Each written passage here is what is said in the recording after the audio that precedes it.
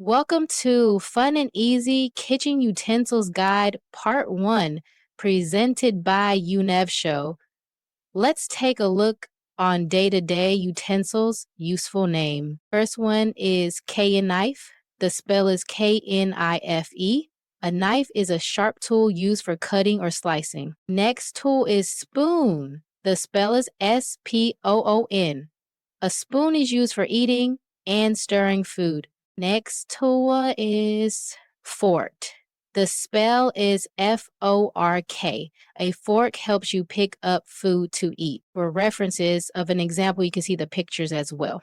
Now going to the next tool, and that is plate. The spell is Plate.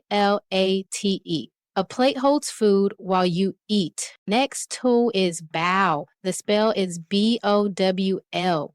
A bowl is used for holding soups, cereals, or desserts. Next tool is cup. The spell is Cup. A cup holds drinks like milk, tea, or water. Thank you for watching. For more videos like this, visit the channel UnivShow.